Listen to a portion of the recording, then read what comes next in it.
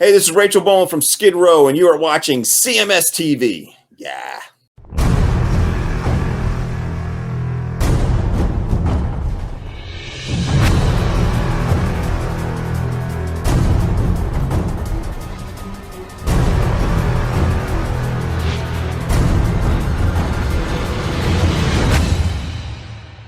It's Kim Dracula right here on your classic metal. Kim Dracula. Kim Dracula featuring Jonathan Davis of Korn.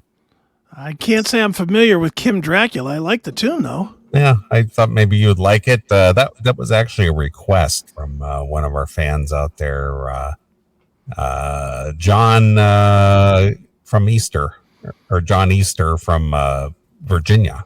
Well, good call, John. Can't say I'm familiar with Kim Dracula, but okay. Cool. Yeah, look it up.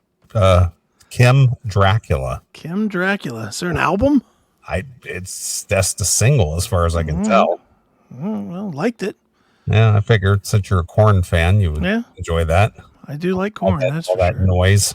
Yeah, you don't like it, do you? Not my thing. I am just not into that whole, mix. The way that just that screaming and then the blast. Waka, waka, waka. So, yeah, not my cup of tea. But hey, they had a good run there in the early to mid 2000s there. Yeah, they're still running. And or actually the mid 90s rather. They're still running. They're still fucking big. Yeah, Korn. Follow the leader. That's a great record. That is Korn. That is their best record to me. Yeah. So anyway, still no James, huh? Nope, no James, no contact. I guess he forgot. I'll hit him back. We'll get him next week or later or whenever. Oh, he had his one chance. He's banned from the show now. Oh no. I want the radical guys. I'll give 50 chances. Sure. It's the boring ones I don't want to give multiple chances to, because you give them multiple chances and then they underperform. Right, exactly. Kotak will perform. I know it. He'll come on and just be like, motherfucking fuck. Yeah. Yeah. So anyway, what do you have on your plate there? I have lots. Lots of fun stuff, but I'm going to start with one of our favorite bands. All right. Y&T. Yeah, I saw. I get their little newsletter, their little news blurb pops up in my mailbox all the time. And, Dave Meniketti, obviously the sole member of Y&T these days, and he is obviously the voice and probably the most recognizable member of the band, right? And he's still out there performing as Y&T with his Y&T juggernaut. Obviously they have quite a deep catalog, and they've had their fair share of hits, and they've been around since I think 74, something like that. Yeah, long time. Yeah, I think 74 was like when Y&T first launched, though. They're coming up on their 50 years. Yeah, absolutely. Now, since you get the news blurb, do you read them all the time, or do you just kind of see it and you just kind of skip through it? I saw something about them playing a sold out show or something. Yes, that's the one. That's the one I want to bring up, but not because of that. I love Y&T. Love them. I know you've been to several shows, and Dave Meniketti's been on this show a few times. Of course, I've seen 2 different last shows we're ever going to play of Y&T. Right. 2 times I saw him say, "This is the last show we're ever going to play," and they're still going 30 years after the fact. Right? No, this is the last show that we're ever going to play with this current lineup. Yeah, that could be it. But I got this one that came out today. Yeah, it popped up in my mailbox. I didn't read through it, but I did get the gist of it. Well, the second paragraph, I thought, and again, I'm prefacing this again by saying I love this band. So I'm not trying to hammer them, but this is such a pretentious thing to say. I can't believe it came out of the Y&T camp. Okay. Let me put this on the screen.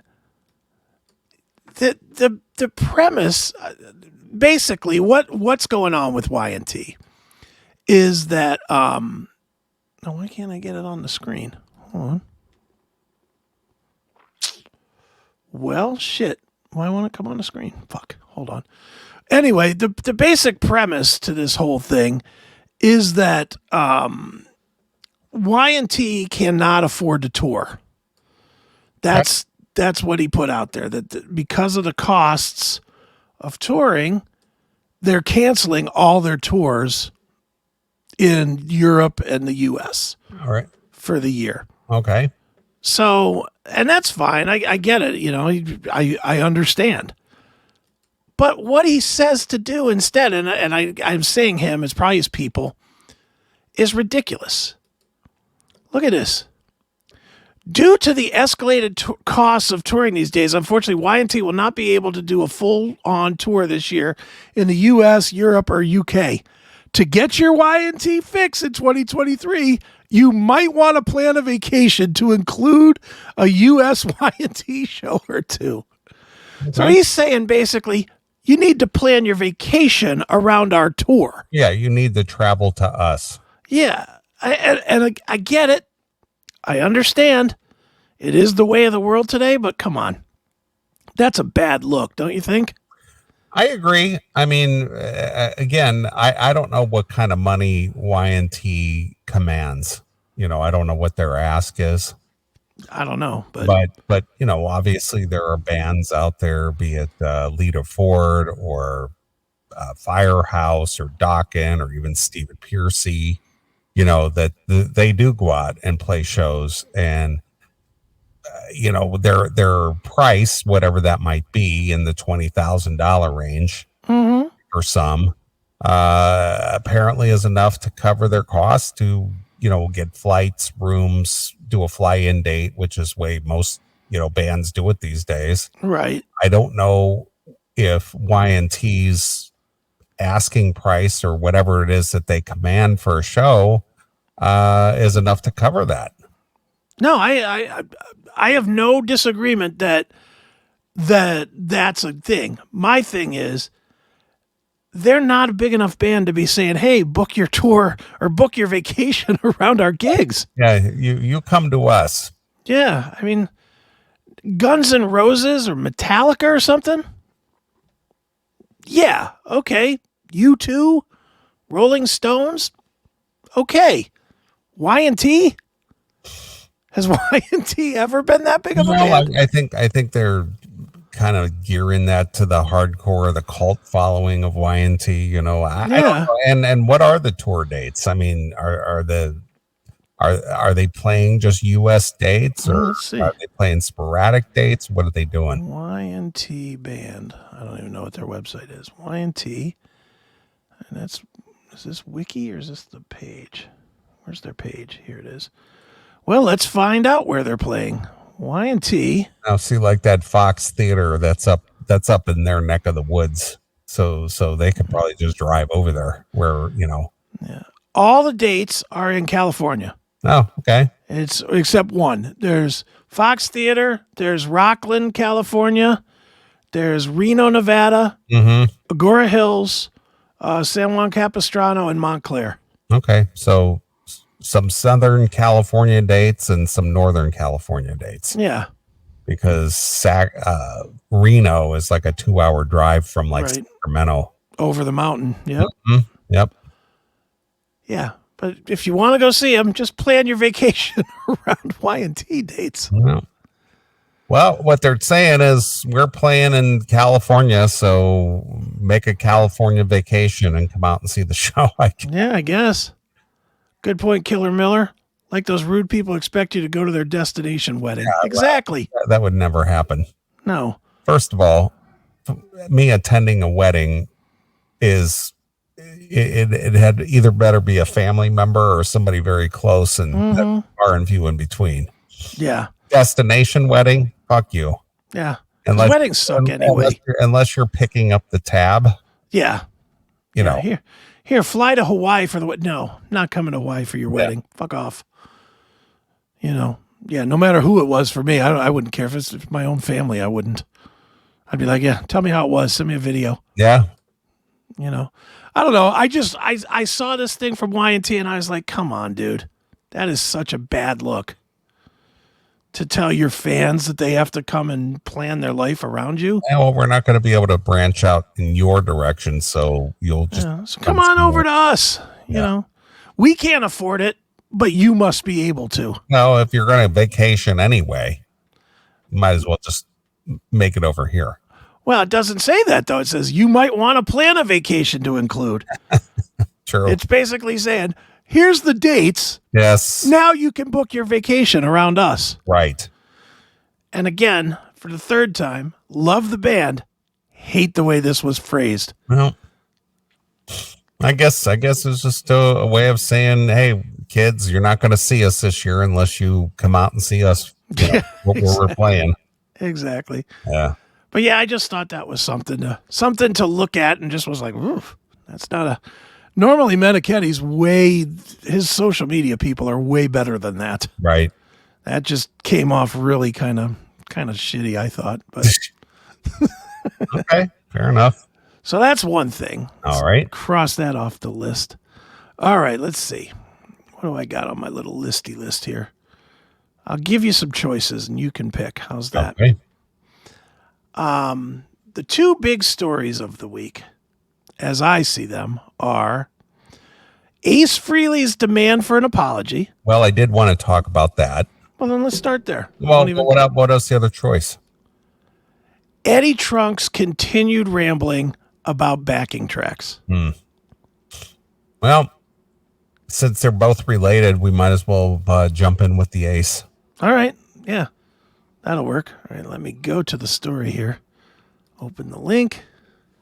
I'll put it on the little screen here. So, are you aware of this story, or did you? I am aware of the story. What kind of bullshit is going on in the Kiss camp that this is a thing?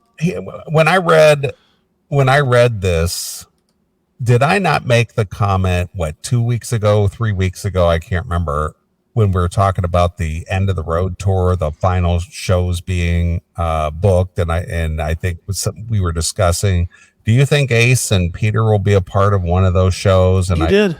If the price is right. And what did he say in this article? It was a money negotiation thing. Right. And he say something to that effect? He did, yeah. So I wasn't too far off. I just kind of knew that there was probably a money component involved with, whether Ace or Peter or any one of the former Kiss members will be, involved in one of the final shows. Mm-hmm. Well, looks pretty good. Like it ain't going to be Ace. But this whole thing about threatening to I'm gonna unleash a manifesto. What is this? The fucking Unabomber? Yeah, a manifesto. I have a manifesto of shit. I mean, at this point, these guys are 70 something years old, right? Yeah. And I mean, for all intents and purposes, aside from Kiss being the juggernaut that they are, their career, their performing career is, is over. I mean, it's nostalgia now. So is there anything that Ace could unleash the fury is gonna hurt or destroy Gene or Paul? Right.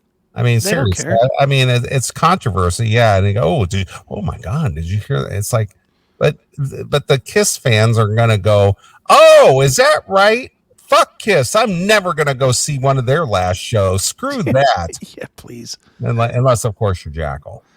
Yeah. Or Mark Striegel. Yeah. He's going.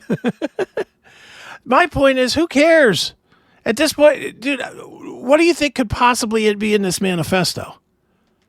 It's got to be the same stuff that Rachel Gordon was saying, right? She talked about the gay activities and shit going on. Yeah, about them sucking each other's cocks and stuff. Getting banged in the ass or whatever. Yeah. I mean, what really could there what do you think the big secret is? Do you think that he's gonna reveal? First of all, I don't think he'll I don't believe the story, first of all. He made it sound like it was a fucking, plot from like a spy movie or something. Right. He said something like, well, I've put it in a vault and I've got my agent in case something happens to me and I get killed. Yeah. I told him, release this only under these circumstances. So they better not try any funny business with me. I'm James Bond Frehley. Yeah, it's like what is going on? Are we now saying that Gene is a murderer? Is that what we're implying? Yeah, he worked for the Mossad. Is Gene somehow under the employ of the Clintons or something? He was one of those Israeli terrorist assassins. Yeah, he may be. Yeah, he may be. But where's that at in this story? That's like, let's see. Well, let's just read from. We'll take a phone call first. Hey, caller, you're on the air. I think Ace Frehley should stand up for himself, because what Paul Stanley said on Howard Stern was shit. Well, there's nothing wrong with standing up for himself, Tim. But does he need to talk like he's secret agent man? Well, I mean, look, the bottom line is, and yeah, were Ace Frehley and Peter Chris absolute fuck ups in Kiss when they were in Kiss? Yes, they were. Right? Okay. But the reality is that Ace Frehley's been far more musically active since 2009 than Kiss have been. Well, so? And he's been well, you know, he's released a ton of material. You know, Kiss did 2 albums with Tommy Thayer and Eric Singer, and you know. Well, the difference is, Tim, is Kiss doesn't have to release material. The thing is Ace has to work. I get the impression that Ace has to work. I don't think that he can just retire. I think Ace plays and records and because he has to. Yeah, I mean, you're probably right about that. But I mean, the reality is that those guys have been playing out on Peter Chris and Ace Frehley for years because it suits their narrative. Okay. And they want to justify. And I get the brand thing, and I completely understand it. But they want to justify why they've got Tommy Thayer and Eric Singer up there in the makeup, which Kiss do own because Peter Chris and Ace Frehley sold it. So you're basically making both sides of the argument, Tim. Well, he's got a point, but then again, they own it. They got a point too. They got a point too, but not really because. Yeah, no, but look. Yeah, but the thing is. Yes, Tim. What is the thing? 80% of Kiss's current set list is all music that the 2 original members were involved in. Okay. So what? And when he was asked about why they didn't play at the Rock and Roll Hall of Fame, he said, "Oh, we may as well have been called Piss." Okay. Right? Which is completely insulting and demeaning to the original band, without which you wouldn't have a career in the first place. Well, but the thing is if again, we don't know the inside. I mean, Chris and I just alluded to this in the last segment where, you know, things are said and reported to appease the audience, but that isn't always really the story. So we have no idea whether Ace or Peter Chris, were capable of putting on a good performance at the Rock and Roll Hall of Fame. And I think what Paul Stanley might have been alluding to is that these guys were not in any shape to do our brand justice by playing a live gig at the Rock and Roll Hall of Fame. I think that's kind of what he was alluding to without actually saying it. I just think that every single opportunity those 2 guys have, they'll use any opportunity to basically tarnish their legacy. Well, but hold on, Tim. Hold on just for a minute. And I'm going to play devil's advocate on this, and I'm going to believe I actually stand by this. Ace quit Kiss, correct? Twice. Yep. Why in the hell would you expect the leader of a band or the leader of any company to just forgive that? Why would you expect him to be nice? Why would you expect him to be nice about a guy that abandoned his project not once, but twice, and talked just as much shit when he left Kiss? Why is it that Paul, and I don't even like Paul Stanley, so I'm not a Paul, I'm not a Kiss guy, but why is it that you would expect Paul Stanley, who's been insulted twice publicly by Ace Frehley, to just forgive and forget and not be bitter when he's asked questions about Ace? Well, when has Ace Frehley publicly insulted Paul Stanley ever? When he quit the band. He quit the band. That doesn't mean he publicly insulted him. I'm quite sure he did. There's been barbs traded back and forth on both sides over the years, Tim. One side isn't totally innocent on this. Yeah, I guess you're probably right. I guess You're just a Kiss fan that's mad that you're not going to get the reunion. That's what it is.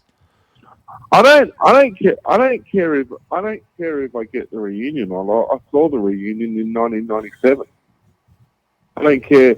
That's not the point. The point is, I don't know. I guess I just don't like to see these entities, who came along together and succeeded together, all arguing. And Motley Crue's the bloody same too. So yeah, fuck those guys. I'm throwing my entire catalog of both Motley and Kiss in the trash. Screw those guys. Motley Crue are a bunch of liars too. They've become what they never said they'd become. And we'll never tour without the original lineup. You're full of shit, Nicky Six. Hail and kill. Wow. What? Tim is disillusioned with his heroes. Tim. He is disillusioned with his heroes. I expect him to say, I always thought John 5 was great. Yes. That's what I always expected. I knew he would always be a great fit for the band, even before they even suggested it. From the day I heard of him, he was really the fifth member of the Crew in my mind. Of course. Yeah. And Tim still didn't answer the question. The real question, it's one thing. I'm okay. And again, not that my opinion matters for Dick, but I'm just fine with the fact that Ace is like, man, those guys were real dicks on Howard Stern. I'm okay with that. He should answer that. What I'm not okay with is the whole manifesto bullshit. Yeah, I'm holding something over your head, pal, and unless I get a apology within 24 hours, I'm raining blood on this. Because let's play this out now. So you and I both know 1,000% there is 0% chance that Paul Stanley is going to come on to any platform on Monday and apologize to Ace Frehley. Nope. That is not going to happen. Nope. So now what? So now Ace pushed his own hand and he's going to have to release this manifesto. And then what? So Ace, who we've already established has to work, is going to now go into battle with Gene Simmons? Right. In court? Gene just got $11 million for selling his place. He's got plenty of fuck you money to fuck with Ace.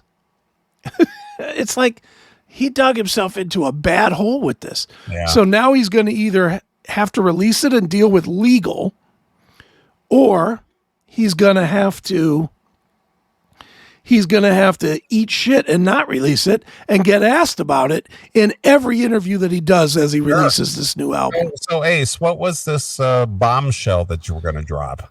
Oh, I can't talk about it because of my lawyers. Right. And that's going to be the answer. The lawyers are going to shut it down. So, I don't know. I just see this whole story as ridiculous, don't you? I agree. Anyway, I don't know if you wanted to read through this thing or not, but Do you want to read it or no? Yeah, I can read it. All right, you read it.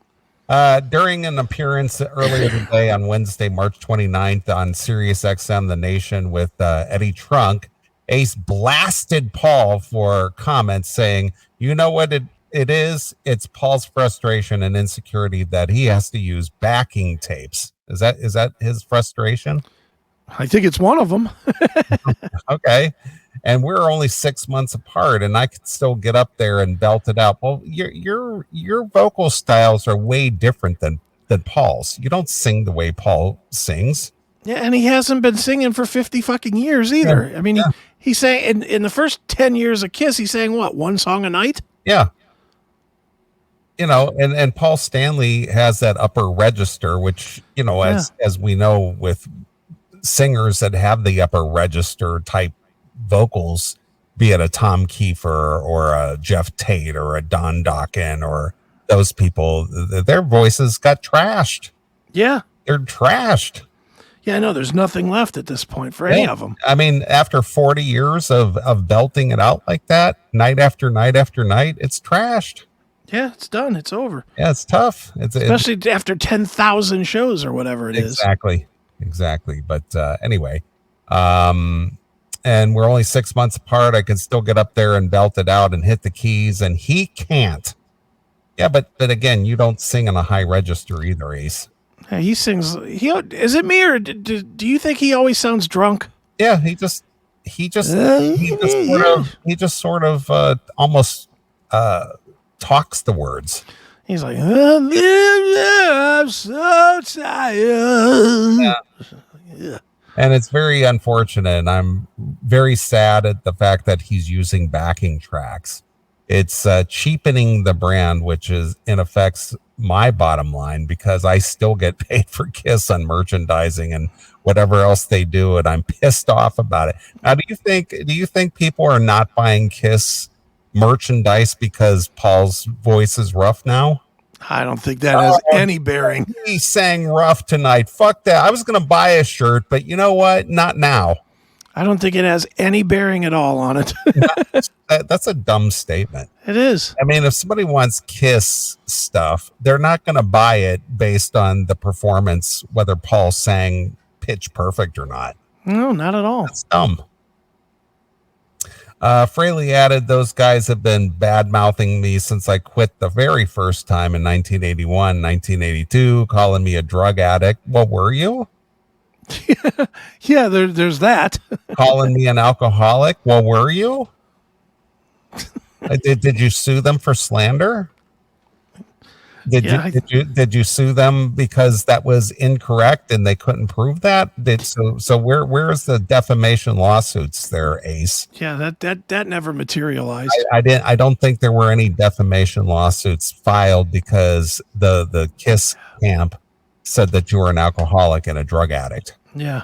So I didn't see that take place. In fact, I think just the opposite. I think it's very well documented that he was. Yeah. Isn't that what that whole Rock Soldier song is about? Crashing his crashed his car. DeLorean? Yeah. He crashed his DeLorean? He must have been sober. Yeah. Okay. I'm undependable. And then we did the unplugged thing for MTV, and all of a sudden I'm offered millions of dollars to come back to the band. Well, because, you know, the original lineup and the brand is worth more than the band at times, you know. Yeah. It's the original. Mm-hmm. Oh, what happened? Now I'm not a drug addict and I'm dependable. And no, you weren't. From what I heard, at least that's what was put out there, because you weren't in the band after that. Yeah. You're not in the band now, are you? Yeah. They've gone 30 years without, or 25, 30 years without you. Yeah. When did that he get booted? 97? Was it that early on? I thought it was maybe it's 2000. I don't know. 2000. I thought it was around 2000, but even that's still 25 years ago. Yeah, 23 years ago. Yep. Now I'm not a drug addict and dependable, and you're willing to take a shot at hiring me again. In fact, they offered me more money than they offered Peter. Okay, so maybe you had a better manager. Maybe you had a better, a negotiator on your part. Or maybe just your role in the band was more important than Peter's? I don't know who was representing you. Maybe Peter shortchanged himself. Yeah. Who knows? The reunion tour was one of the most successful tours Kiss ever did. Frehley continued. It grossed over $250 million the first year. It was the largest grossing tour that year by any band in the United States and Europe. And I got paid and I said, okay, I'll see you guys. I'm going back to my solo career, that burdening solo career. Yeah. And then all of a sudden they said, no, we're thinking about doing a farewell tour. And I said, okay, what kind of money are we talking about? and it was acceptable. And I said, why not make a few more $1 million? Circling back to Stanley's comments about him, Ace said, let me tell you something, my brother and the fans, nobody knows this, but when I was living in San Diego with my then ex-girlfriend, I got a phone call from Paul, Doc McGee's Kiss manager, and Gene, and we did a conference call and they were asking me to play with them on the stage and they wanted me to play. They wanted to do it. And I said, I'm not getting up on stage with Tommy Thayer, man. Yeah, man. If he's wearing my makeup, you expect me to wear makeup? There will be 2 spacemen. Are you crazy? I'll do it if it's just us 4, the original founding members who created something very special. For the last 15 years, they've had other people playing what Peter did, and Tommy's copying every solo I ever wrote and trying to copy my moves and trying to be cool on stage, but unsuccessful. He doesn't look cool on stage. No, I guess not. Well, Jackal agrees with that statement. What's that? That he doesn't look cool on stage. He doesn't look cool. Unfortunately, but with all the bombs and the smoke and the mirrors, they're getting away with it. Are they getting away with it? No, I don't think so. Personally, I didn't give a shit as long as I'm getting paid by them. That's right. But as far as what he said on Howard Stern, I'm going to make a statement. He's going to make a bold statement here, Chris. It's going to be a bold statement. To Paul Fuck the classic metal show. I'm going to make a bold statement to Paul Stanley right now. He said, and Paul, if you're listening, and I'm sure one of your associates in Kiss group are, and I'm telling you that I want a formal apology for what you said and a retraction and an apology within 7 days. If I don't get that within 7 days, I'm coming back on Ed Trunk's show. Ooh, the scary Eddie Trunk. The Rev could have wrote this. I know he did. I think Ace hired Black Coffee PR to write this for him. It's a Black Coffee PR exclusive. Exactly. And I'm going to tell some dirt that nobody knows about Paul and Gene. Really? Whoa. That I've kept to myself because I'm the kind of guy who doesn't talk about this. Come on. I like to talk about only the positive stuff. That's right. Oh, please. You've read my book. You've read Paul's book. You've read Peter's book. A lot of times those guys are just throwing people under the bus, Frehley noted. I mean, in Paul's book, he even threw Gene under the bus. But I tried to do all I tried to do was have fun, entertaining book with an interesting story. But this is the way I am. I'm not that kind of guy who kisses and tells. Except you're threatening to. Right. When it comes to negativity, and we've all done things that we regret over the years, it's there. I have a 120-page manuscript that I wrote after I finished my book. My attorney has it in a safety deposit box. God forbid anything happens to me, because I'm going to unleash the thunder and the fury. There you are. My attorney is instructed to release it to the New York Times, Rolling Stone, API, etc. So they can't intimidate me. Well, if something happens to you, how are they going to intimidate you? See, this manifesto is so scary. Yes. That even in death, it could hurt the remaining Kiss guys. Right. That's how fucking scary these words are. you better not say anything about me live on radio, because then you're totally screwed. Their careers are ruined. You'll never play in this town again, pal. I'll bet you the Rolling Stone and the New York Times has agents scouring the banks of New York City looking for this safe deposit box. I'm sure they are. Sure of it. Their careers are ruined? Oh, their careers cannot be ruined. They're 70-something-year-old guys. 70-year-old guys with $500 million minimum each. Yes. Their careers... I don't care if this fucking manifesto profiles 1,000 kids under 5 years old that they were fucking. Their careers will be just fine. They will move to an island somewhere and will not be bothered. There's nothing Ace could have written that's going to ruin these guys' lives. Right. And their careers are over December 2nd. Yeah, supposedly. Right. Despite everything that's been said between him and his former bandmates, Frehley acknowledges that would still be willing to share this stage with Stanley and Simmons when Kiss plays their final shows in New York. I was actually hoping that maybe they'd invite me to come back. Oh, well, now you want to play with them for a third time, not because I really wanted to play with them, because we created something that was really special, and I'm the best fit in that band, he said. Always have been and always will. You think Tommy Thayer can do what I do? It's an impossibility. What is it that you do that's so scary great that nobody else could do it? That's what I always wonder. I just don't hear him as this amazing guitar player. I just don't. And I've argued that with so many of my friends that are guitar players, and they all say that watching Ace on stage made them pick up the guitar. He was one of the guys, and I get all that, that they wanted their guitar to light on fire and float away and all that other bullshit that Kiss was doing. It was theatrics. Yeah, but I mean, as a player, where would you put Ace in the history of players? Third? He's not as good as Bruce Kulick as a player. Right. I would say he's not as good as Mark St. John. Okay.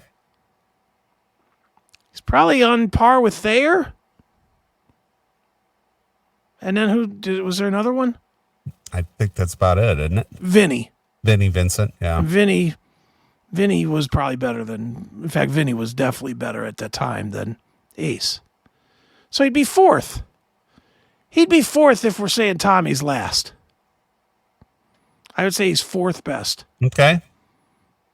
What do you think? Is that about where you line him up? I think that's pretty accurate. Yeah, I mean he's not Yngwie Malmsteen. He's fucking Yngwie Drunkstein, I guess, according to Paul, not me. Right. I don't want a manifesto about the things I've done released, so I better not say anything. Sure. All right, well, how about that, huh? You called down the thunder. Well, now you got it. Yeah, pal. Holy shit.